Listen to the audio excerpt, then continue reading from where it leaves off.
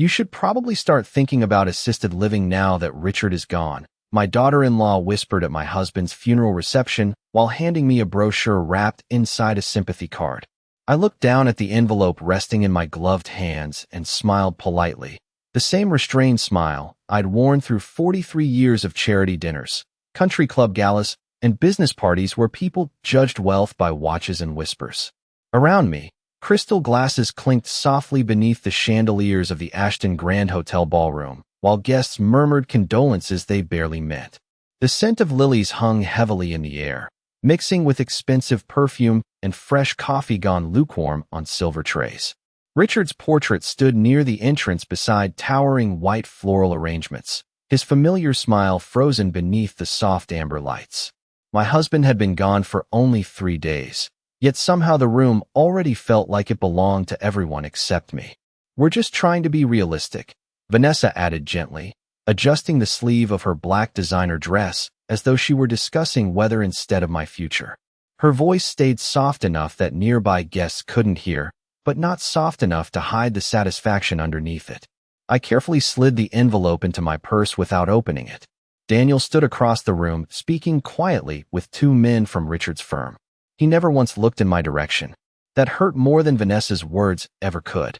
My son had spent most of the afternoon avoiding my eyes, drifting from conversation to conversation like someone afraid grief might become contagious if he stood too close to it. I took a slow sip of coffee. Cold already. Nobody had asked whether I wanted more. "This house is probably too much for one person now," Vanessa continued. "The stairs alone worry me." I glanced at her and noticed the diamond earrings sparkling beneath her blonde curls. Richard bought those for her last Christmas after she spent 6 straight months hinting about them at every family dinner. "You've always taken such good care of everyone," she said with practiced warmth.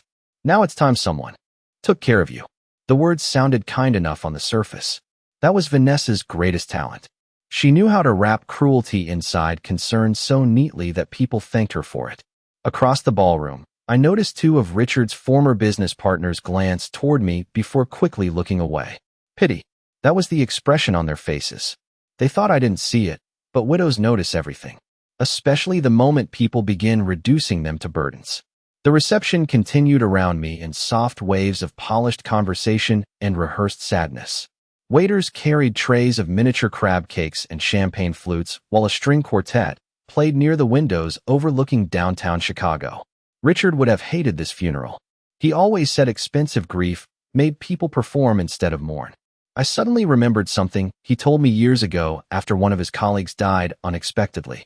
"Watch how people behave after funerals, Evelyn," he'd said quietly while loosening his tie in our kitchen. "That's when you learn who they really are." At the time, I thought he meant greed in general. I didn't realize he had been preparing me for this exact moment. Vanessa touched my arm lightly, pulling me back into the room. "I spoke with a wonderful retirement community in Lake Forest," she said. "They have gardening classes and private dining rooms. You'd actually love it there." I looked at her hand resting against my sleeve and then toward Daniel again, still avoiding me, still pretending not to hear any of this. Slowly, I reached into my purse and touched the folded banking documents I had placed there that morning before leaving home. I hadn't planned to bring them. Something told me I should anyway. Vanessa smiled sympathetically. "You don't have to worry about finances anymore," she said softly. I almost laughed when she said that, but instead, I simply looked past her toward my husband's portrait and remained silent because the one thing nobody in that ballroom knew was that Richard had left me complete control over $28 million. The house felt unfamiliar the morning after the funeral. Not empty. Worse than empty. Rearranged. I stood in the kitchen holding a porcelain cup Richard had bought me during our trip to Vermont nearly 20 years earlier, while sunlight slipped through the tall windows overlooking the backyard garden he used to maintain himself every Sunday morning. The roses were beginning to bloom again. Pale pink. Richard always said they looked strongest after harsh winters. I stared at them for a long moment before realizing someone had moved the framed family photograph from the kitchen counter. The picture used to sit beside the espresso machine, where Richard liked to read financial reports before work. Now it was gone. Small thing. But grief teaches you to notice absences faster than presence. The refrigerator hummed softly behind me. Somewhere upstairs, drawers opened and closed. Vanessa had stayed overnight after the reception to help organize things. That was how she phrased it. Organize things. By 9 o'clock, 2 housekeepers were already moving through the hallways carrying folded linens and storage boxes while speaking in lowered voices whenever I entered a room. Nobody asked me where anything belonged. Nobody asked if I wanted breakfast. I opened the cabinet for oatmeal and found the shelves rearranged. Tea moved. Plates stacked differently. Even the expensive dark roast Richard preferred had disappeared from its usual spot. It no longer felt like my kitchen. Daniel finally came downstairs wearing gray sweatpants and exhaustion across his face. His eyes looked swollen from lack of sleep, but there was something else there too. Avoidance. He kissed my cheek quickly without fully stopping beside me. Morning, Mom. Good morning. He opened the refrigerator, grabbed bottled water, then immediately checked his phone. I watched him the same way mothers watch sons, even after they become middle-aged men. Quietly, carefully, hoping to recognize the child still living somewhere underneath the stranger. You should rest today, he said without looking up. Vanessa and I can handle everything. Everything. Such a dangerous word after funerals. I nodded slowly and stirred cream into my coffee, though I had not added sugar the way I usually did. My hands moved automatically while my thoughts stayed somewhere else entirely.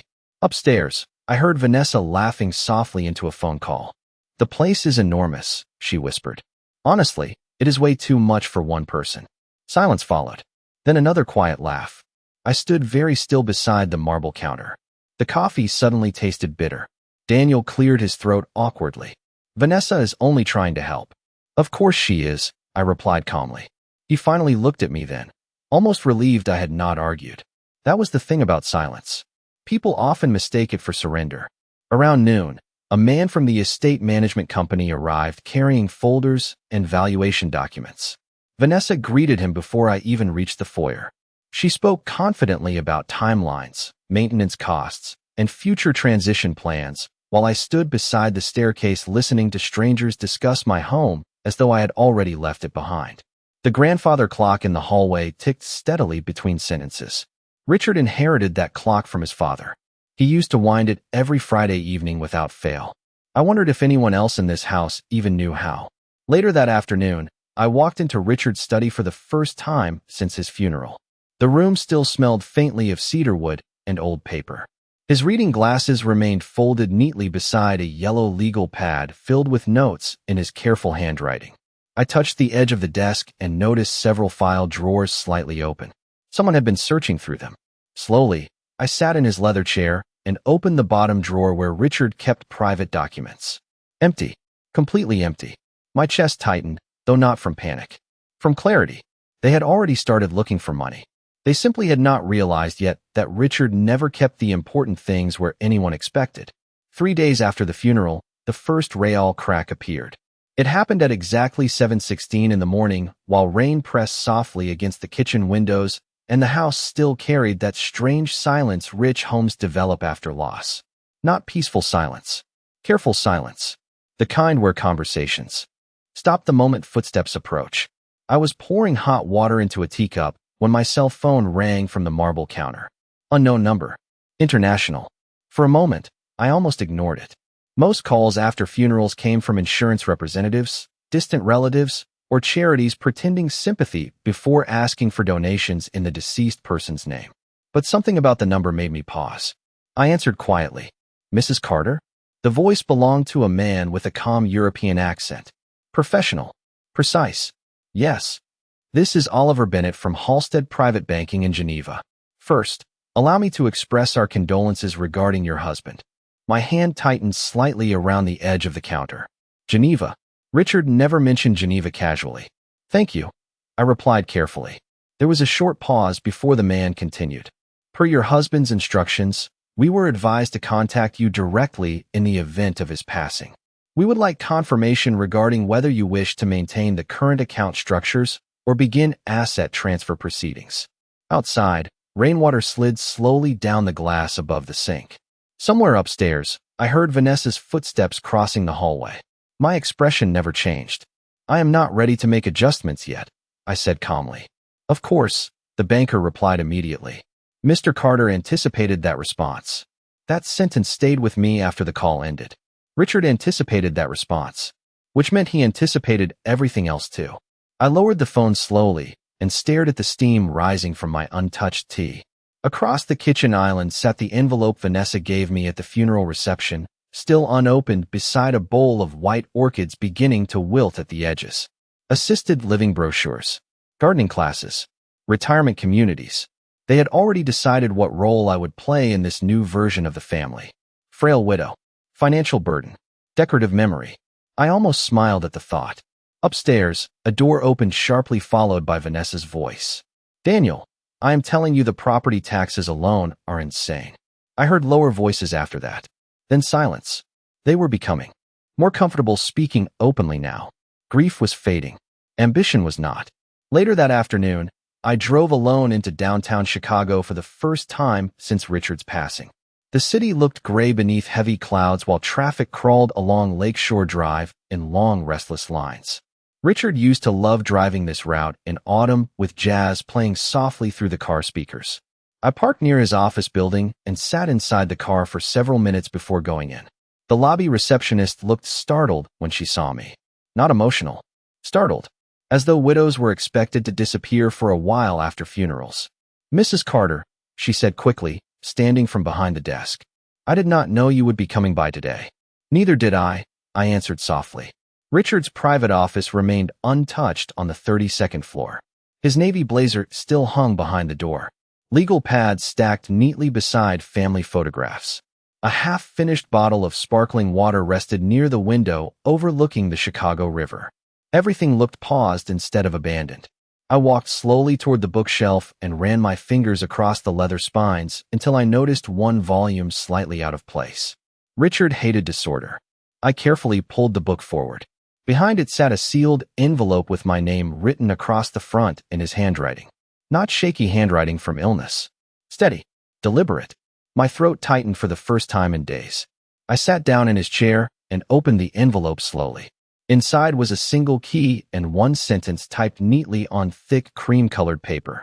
"If they begin showing you pity, it means they have already shown you their plans." The key led me to a private safety deposit box at a bank Richard and I had used years earlier when Daniel was still in college and our lives felt simpler. The building sat on a quiet street near the Gold Coast, hidden between a law office and an old jewelry store with faded velvet displays in the windows. Rain still covered the sidewalks when I arrived the next morning. Chicago looked washed out beneath the cloudy sky, all silver and gray and cold around the edges.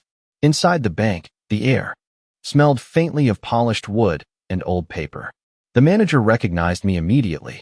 His expression shifted the moment he heard my name. Respect, not pity. I had almost forgotten the difference.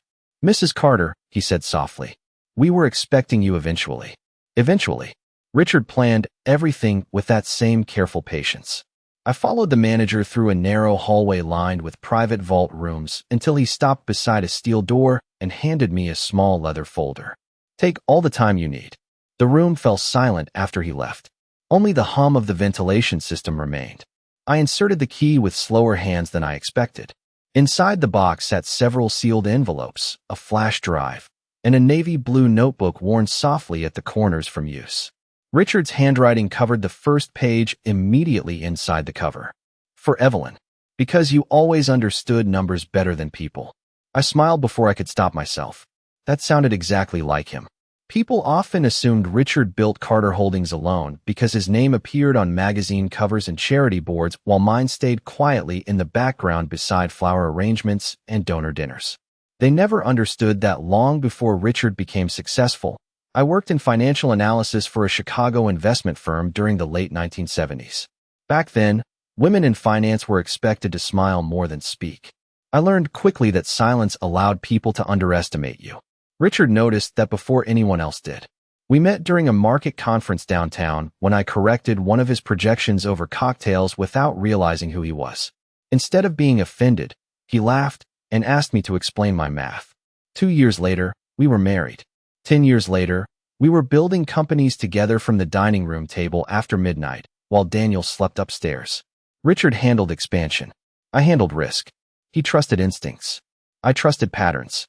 Together, we built something strong enough to survive recessions, lawsuits, market crashes, and people with expensive suits pretending to know more than they did. Yet over time, the world simplified me into a role that made them comfortable. Wife, hostess, mother, widow. I opened the first envelope carefully. Inside were copies of offshore account structures, trust documents, and handwritten instructions from Richard organized with almost surgical precision. Every major asset connected back to me through layered ownership agreements and dormant, holding companies carrying names nobody in the family would recognize. My chest tightened slightly as realization settled over me piece by piece. Richard had not merely protected me financially. He had hidden me inside the foundation of everything. I turned another page in the notebook and found a list of observations written during the final months of his illness. Vanessa asks too many questions about liquidation. Daniel avoids conflict at all costs. They think emotion clouds judgment. I stopped reading for a moment and looked down at my wedding ring resting against the paper beneath the cold vault lighting. Even near the end, Richard was still watching, still calculating, still trying to protect me from the one thing he understood better than money. Human behavior after death. I finally inserted the flash drive into the small computer terminal inside the room. Several folders appeared instantly. Property deeds, international accounts, share distributions. Then one final document labeled simply, Total Assets Summary. I opened it slowly. The number at the bottom of the page sat there in quiet black print without drama or decoration. $28,412,600. I leaned back in the chair and closed my eyes briefly. Upstairs in my house, Vanessa was probably still discussing retirement communities over herbal tea while deciding which rooms to renovate first. And for the first time since Richard's funeral, I understood something clearly. They had mistaken kindness for helplessness because they had never bothered to learn who I truly was. When I returned home that evening, the driveway was already full of cars. Vanessa's silver Range Rover sat near the fountain, while Daniel's black sedan remained parked crookedly beside the garage like he had arrived distracted again. Through the tall front windows, I could see movement inside the dining room. Shadows crossing the chandeliers. Wine glasses reflecting warm light. For a moment, I stayed inside my car longer than necessary with both hands resting quietly on the steering wheel. The envelope from the bank sat beside me on the passenger seat beneath Richard's notebook. $28 million.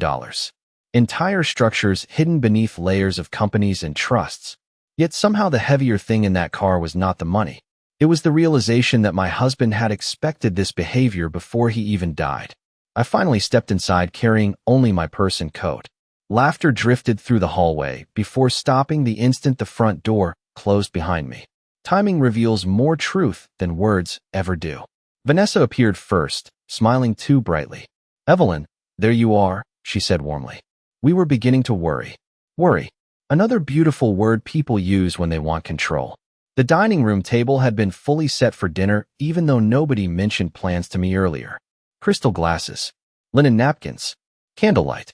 Richard's favorite roasted chicken recipe sat untouched at the center of the table beside mashed potatoes and green beans almondine. Vanessa only cooked elaborate meals when she needed something. Daniel stood near the fireplace, holding a glass of bourbon that looked untouched. He seemed nervous the moment our eyes met. "Mom," he said quietly, "we thought it would be nice if we all sat down together tonight." Together. I removed my gloves slowly and placed them beside my plate before taking my seat at the far end of the table. The same seat they had given me at the funeral reception. Interesting detail. Vanessa poured wine into everyone's glass except mine. "I figured tea might be better for you tonight," she explained sweetly. "You seemed tired earlier." I thanked her politely anyway. During the first 20 minutes, the conversation stayed harmless. Weather, funeral flowers, sympathy cards arriving from people I barely remembered. Vanessa laughed softly at stories that were not funny, while Daniel kept rubbing the side of his wedding band against his thumb whenever. Silence settled too heavily across the room. Finally, Vanessa placed her fork down carefully and leaned forward slightly. "We have been thinking about what is best moving forward," she said. There it was. The real dinner beginning at last. I folded my napkin neatly across my lap and listened. "This house is a lot to manage alone," Daniel added cautiously, still avoiding direct eye contact. "The taxes, the maintenance, the staff. It could become overwhelming." I nodded slowly as though considering this information for the first time in my life. Vanessa immediately relaxed a little. Exactly, she said gently. And honestly, after everything you have been through, maybe simplifying things could bring you peace. Peace. Another dangerous word after funerals. She slid a folder across the table toward me with manicured fingers. Real estate listings. Luxury senior residences. Smaller properties in Florida. One brochure showed smiling gray-haired couples drinking lemonade beside a golf course beneath the words stress-free living. I almost admired the performance. Daniel finally spoke again. Nobody is forcing anything, Mom. We just want to help you make smart decisions. Smart decisions. Richard used to say people reveal themselves most clearly when discussing money disguised as concern. I opened the folder slowly without reacting while candlelight flickered softly across the polished mahogany table Richard and I bought during our first profitable year in business. Vanessa watched my face carefully, searching for weakness, fear, gratitude, something she could guide. Instead, I calmly closed the folder again and looked directly at my son for the first time all evening. Daniel, I said softly, before either of you make plans for my future, perhaps you should understand who has actually been managing this family's future all along. Silence settled across the dining room so completely that even the grandfather clock in the hallway suddenly sounded louder. Daniel looked confused first. Vanessa looked offended. The difference mattered. Confused people still search for truth. Offended people only search for control again. The candles flickered softly between us while nobody touched their food anymore. Outside the dining room windows, rain tapped steadily against the dark glass as Chicago disappeared deeper into evening. Vanessa gave a small laugh that sounded rehearsed. I do not think anyone is questioning your contribution, Evelyn. Contribution. Such a careful word. Not partnership. Not leadership. Contribution. Like I had spent 40 years arranging flowers while the men handled important things. I folded my napkin slowly and placed it beside my untouched plate. Richard trusted me with every major financial decision this family ever made, I said calmly. Daniel shifted uncomfortably in his chair. Vanessa crossed her arms lightly, but kept smiling. Of course he valued your opinion, she replied. Opinion. Another small reduction wrapped inside politeness. I almost admired her consistency. That is not what I said. Silence followed. The grandfather clock ticked once. Twice. Daniel finally cleared his throat. Mom, nobody is trying to disrespect you. I looked at my son for a long moment before answering. You allowed your wife to hand me retirement brochures at your father's funeral. His face tightened immediately while Vanessa leaned back defensively. That was taken completely out of context, she said quickly. I was only thinking about your well-being. No, I replied softly. You were thinking about this house. Her expression changed then. Just slightly. But enough. Richard always said real character appears for half a second before people remember to hide it again. Vanessa recovered quickly and reached for her wine glass. This conversation is becoming emotional. Emotional. Women hear that word whenever someone wants their silence more than their honesty. I stood slowly from the table and carried my teacup toward the kitchen while neither of them moved to stop me. The marble floor felt cold beneath my heels. Behind me, I heard Vanessa whisper something under her breath before Daniel answered quietly, Not now. I rinsed the untouched tea from the porcelain cup and stared out the kitchen window toward the backyard garden where rainwater gathered along the stone pathways Richard installed himself years ago. He loved building things with his hands whenever business became too noisy. Companies, gardens, futures. Mom. Daniel's voice sounded closer now. I turned and found him standing alone in the kitchen doorway, while Vanessa remained in the dining room pretending not to listen. He looked exhausted. Older somehow. What exactly are you trying to say? He asked quietly. I studied his face carefully. My son still wore grief like an oversized coat he did not know how to carry yet. But underneath the grief, I also saw fear beginning to form. Fear that perhaps the story they built about me was incomplete. I am saying, I answered gently, that your father prepared for every possible situation before he died. Daniel frowned slightly. Prepared how? Before I could answer, Vanessa entered the kitchen carrying the folder from dinner. Daniel, your mother is grieving, she interrupted smoothly. This is not the time for complicated financial discussions. There it was again. Control disguised as concern. I watched her walk confidently toward the counter and placed the folder beside my purse. Her diamond bracelet caught the kitchen light as she moved. Expensive taste. Expensive confidence. Both built on assumptions. Actually, I said quietly, this is exactly the time for financial discussions. Vanessa's smile faded almost invisibly. Evelyn, with all due respect, Richard handled the business side of things. I reached into my purse slowly and removed the navy blue notebook from the bank vault. Richard's handwriting covered the front page clearly beneath the warm kitchen lights. Daniel immediately recognized it. His face changed. Vanessa stayed silent now. Good. Silence was finally entering the correct side of the room. I opened the notebook carefully to a page marked with one of Richard's handwritten tabs and slid it across the marble counter toward my son. Daniel lowered his eyes and read the first line twice before looking back at me again. In the event of my death, Evelyn retains sole authority over all primary holding structures, he read aloud softly. The kitchen suddenly felt very still. Vanessa stepped closer immediately. What does that mean? She asked. I looked directly at her for the first time all evening.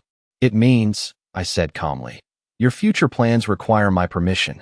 Vanessa did not sleep at the house that night. I heard the sharp click of her heels crossing the foyer around 11:30, followed by the front door closing harder than necessary. Daniel stayed behind. I could hear him pacing upstairs long after midnight, while the grandfather clock counted every restless hour through the empty hallways. The storm finally passed sometime before dawn, leaving the windows silver with morning light and the garden soaked beneath low drifting fog. I woke early out of habit and found the kitchen strangely quiet for the first time in days. No whispered phone calls. No rearranged cabinets. No carefully disguised pity. Only silence and the soft smell of coffee brewing from the machine Richard taught Daniel to use years ago. My son stood at the counter wearing the same wrinkled clothes from yesterday evening. He looked exhausted. I did not know, he said before I even reached the kitchen island. Honest words. Rare words. I poured coffee slowly into one of Richard's old navy mugs. No, I replied gently. You did not. Daniel rubbed both hands across his face and stared down at the marble countertop for several seconds. Dad never talked to me about any of this. Your father talked to you about many things, I answered quietly. You simply stopped listening once business became uncomfortable. That landed harder than I intended. His shoulders sank immediately. For a moment, I saw the little boy who used to wait by the front window every evening to watch Richard's car pull into the driveway after work. Back then, Daniel admired his father completely. Somewhere along the way, admiration turned into expectation instead. Vanessa arrived shortly before noon wearing oversized sunglasses despite the cloudy weather. She entered the house quickly carrying a leather folder pressed tightly against her chest like armor. Her expression remained perfectly composed, but I noticed she no longer smiled automatically when she looked at me. Good. Respect often enters a room through discomfort first. I scheduled a meeting with the estate attorney this afternoon, she announced carefully. I think we all need clarity. Clarity. Translation. Verification. She wanted proof before adjusting her behavior. I stirred cream into my coffee and nodded once. Martin Hale has represented Richard and me for nearly 30 years, I said calmly. I am sure he will provide all the clarity you need. The meeting took place at Martin's office overlooking the Chicago River. Heavy wood shelves lined the walls beside framed photographs of charity galas and corporate events stretching back decades. Richard appeared in many of them beside governors, investors, and city officials. I appeared beside him in almost every photo, though most people probably never noticed. Martin greeted me warmly the moment we arrived. He kissed my cheek gently and held my hand a second longer than necessary. You look stronger than I expected, he whispered quietly. Richard would be relieved. Vanessa immediately sat nearest to the conference table while Daniel chose the chair beside her. Interesting. Even now, instinct still placed them together across from me instead of beside me. Martin opened several folders carefully and adjusted his reading glasses. Before we begin, he said professionally, I want to clarify that much of Richard Carter's estate was intentionally structured years ago through layered holding companies, trusts, and private investment entities. Vanessa leaned forward immediately. We reviewed the preliminary documents already. You reviewed selected documents, Martin corrected calmly. Small sentence. Big difference. I watched Vanessa's posture tighten almost invisibly. Martin continued turning pages one by one with practiced precision. Mrs. Carter has controlling authority over the primary holdings connected to Carter Holdings, including international accounts, commercial real estate assets, and several investment portfolios. Daniel looked confused again. Vanessa looked alarmed this time. What exactly does controlling authority mean? She asked carefully. Martin removed another document from the folder and placed it flat on the table between us. It means, he replied evenly, that nothing substantial can be sold, transferred, liquidated, or restructured without Evelyn Carter's direct approval. Silence settled across the conference room. Outside the windows, boats moved slowly along the gray river below, while traffic crawled through downtown Chicago beneath cloudy skies. Vanessa stared at the paperwork without blinking. Daniel looked at me instead. Not with pity anymore. With realization. Martin folded his hands calmly atop the polished table. And before there are further misunderstandings, he added quietly, Mrs. Carter is not financially dependent on anyone in this family. Vanessa recovered faster than I expected. That was the dangerous thing about people who cared deeply about appearances. Embarrassment never changed them for long. It only made them reorganize their strategy.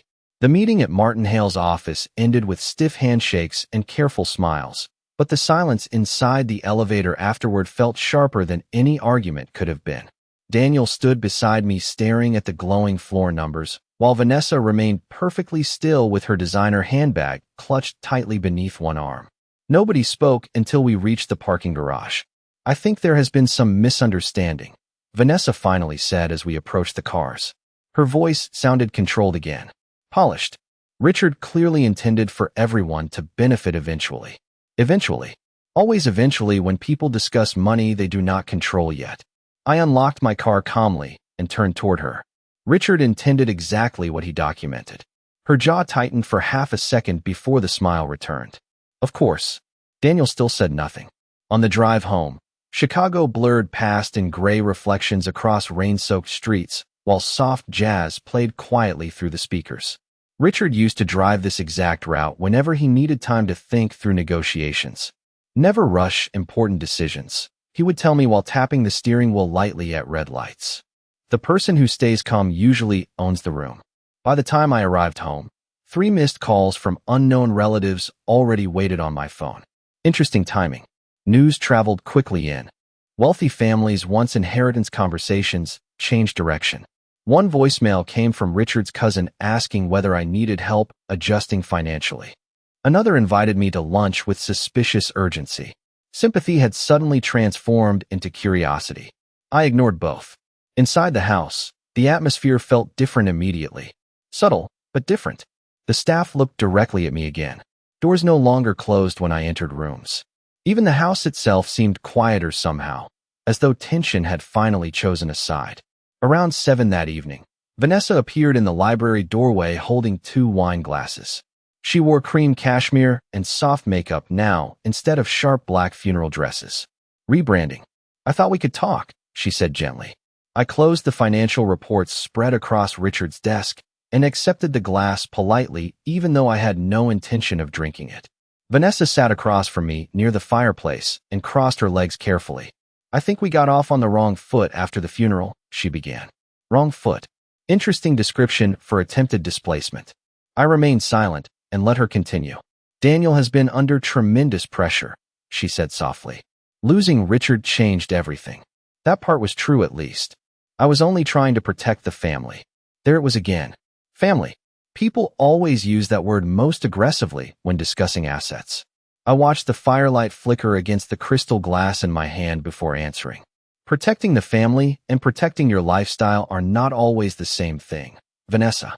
She blinked once, clearly surprised by the directness. Good. Sometimes calm honesty unsettles people more than anger ever could. Vanessa set her untouched wine down slowly. You think very poorly of me. No, I replied evenly. I think very clearly of you. Silence settled between us while rain tapped softly against the tall library windows. Upstairs, I heard Daniel moving somewhere down the hallway. Vanessa looked toward the sound briefly before lowering her voice. Daniel believed he would eventually take over much of the company structure, she admitted carefully. Richard encouraged that belief. Richard encouraged confidence, I corrected. not entitlement. Her expression hardened slightly again. There it was. The real Vanessa returning beneath the polished concern. You already have more money than you could spend in a lifetime, she said quietly. What exactly are you trying to prove? I looked around the library slowly. The leather chairs Richard loved. The shelves we filled during decades together. The framed photograph beside the fireplace from our anniversary trip to Napa Valley 15 years earlier. An entire life built patiently, intelligently, carefully. Nothing, I answered softly. That is the difference between us. Vanessa stared at me for several long seconds before standing from her chair. The performance was over now. No warmth left. No sympathy. Only calculation again. She picked up her handbag and smoothed the sleeve of her sweater. People eventually become isolated when they hold power too tightly, she said before leaving the room. I almost smiled after she walked away because for the first time since Richard died, nobody in this house was treating me like a helpless widow anymore. 3 months later, the house finally felt like mine again. The silence had changed.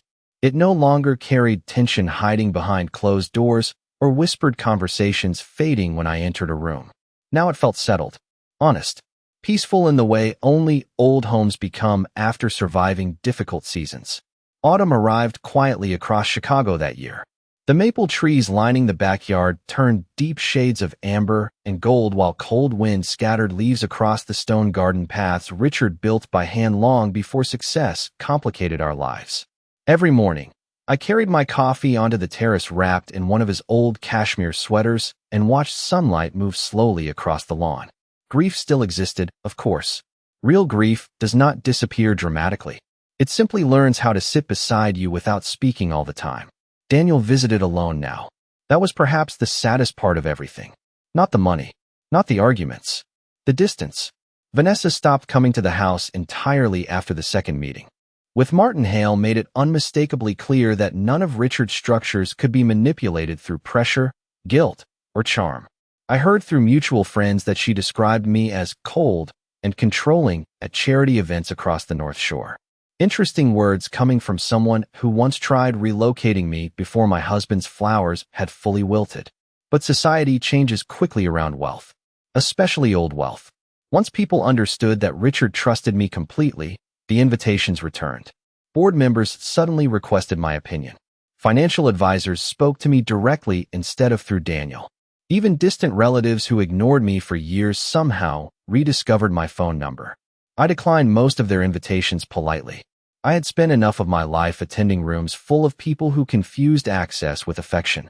One afternoon in October, Martin visited the house, carrying final estate documents for my signature.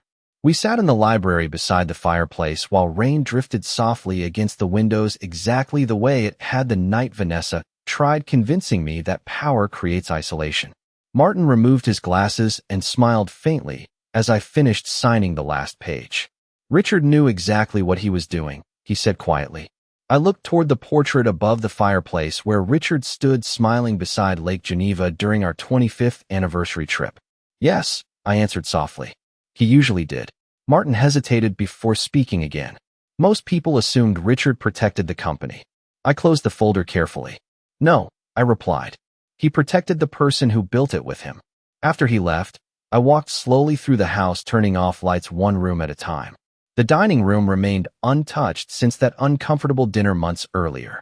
The same chandelier, the same long mahogany table, the same chair where Vanessa once slid retirement brochures toward me as though my life had already become smaller. I stood there quietly for a moment before opening the drawer of the sideboard beside the window. Inside rested the envelope she gave me at the funeral reception. I had never opened it completely.